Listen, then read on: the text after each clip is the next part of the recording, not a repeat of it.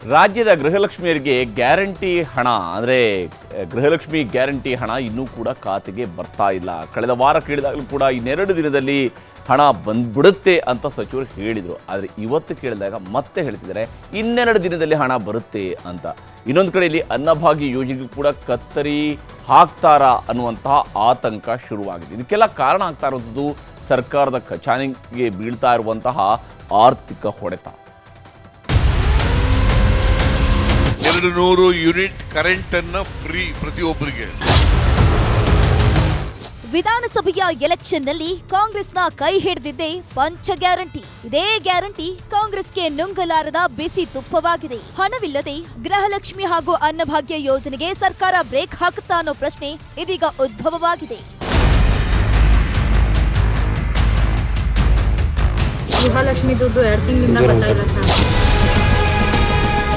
2 ತಿಂಗಳಿನಿಂದ ಹಣ ಬಾರದೆ ಗೃಹಲಕ್ಷ್ಮಿಯರು ಕಂಗಾಲಾಗಿದ್ದಾರೆ. ಜೂನ್ ತಿಂಗಳಿನಿಂದ ಯೋಜನೆಯ ಹಣ ಜಮೆಯಾಗಿಲ್ಲ. ಯಾವಾಗ ಹಣ ಜಮೆ ಆಗತ್ತೆ ಅಂತ ಫಲಾನುಭವಿಗಳು ಕಾದು ಕೂತಿದ್ದಾರೆ. ಆದ್ರೆ ಮಹಿಳಾ ಇಲಾಖೆಗೆ ಸರ್ಕಾರ ಅನುದಾನವನ್ನೇ ಕೊಟ್ಟಿಲ್ಲ. ಹೀಗಾಗಿ ಅನುದಾನ ಬಿಡುಗಡೆಗೆ ಮಹಿಳಾ ಮತ್ತು ಮಕ್ಕಳ ಕಲ್ಯಾಣ ಇಲಾಖೆ ಮನವಿಯನ್ನ ಮಾಡಿಕೊಂಡಿದೆ. ಅನುದಾನ ಕೊಟ್ಟರಷ್ಟೇ ಗೃಹಲಕ್ಷ್ಮಿಗೆ ಹಣ ಅಂತ ಸರ್ಕಾರ ಹೇಳಿದೆ. ಒಂದ್ ವೇಳೆ ಸರ್ಕಾರ ಅನುದಾನವನ್ನ ನೀಡದಿದ್ರೆ ಈ ತಿಂಗಳು ಹಣ ಬರುವುದು ಡೌಟು. 1,16,00,000 ಗೃಹಲಕ್ಷ್ಮಿಯರು ನೋಂದಣಿಯಾಗಿದ್ದು 1,03,00,000 ಫಲಾನುಭವಿಗಳಿದ್ದಾರೆ. ಎಲ್ಲರಿಗೂ ಸೇರಿ ಪ್ರತಿ ತಿಂಗಳು 2,100 ಕೋಟಿ ರೂಪಾಯಿ ರಿಲೀಸ್ ಆಗಬೇಕಿದೆ. 2 ತಿಂಗಳ ಒಟ್ಟು ಬಾಕಿ ಹಣ ಹತ್ರ 4,200 ಕೋಟಿ ರಿಲೀಸ್ ಆಗಬೇಕು.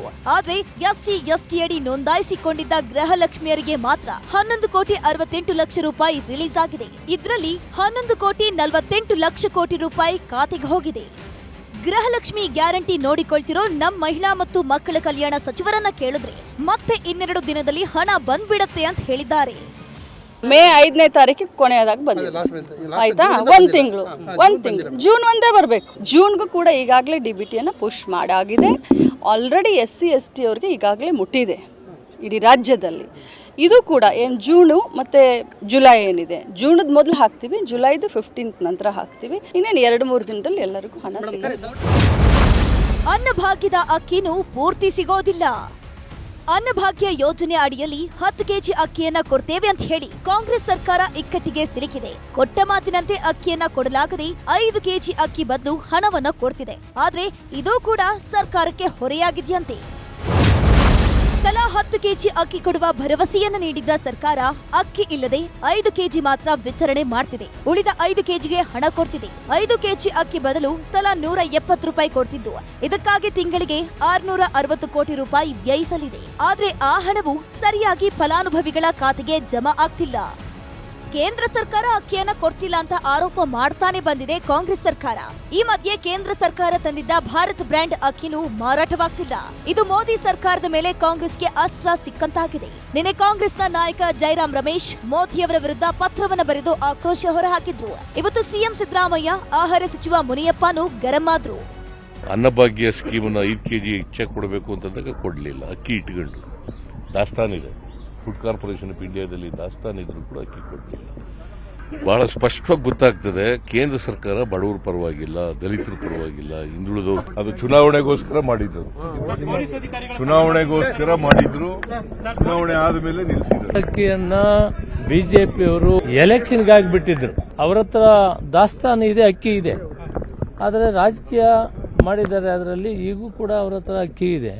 ಮುಖ್ಯಮಂತ್ರಿಗಳು ಪತ್ರ ಬರೆದ್ರು, ಇಷ್ಟ ಆದರೂ ಕೊಡಲಿಲ್ಲ. ಅದಕ್ಕೆ ಬದಲಾಗಿ ಭಾರತ್ ಅಕ್ಕಿ ಅಂತ ಬಿಟ್ಟರು.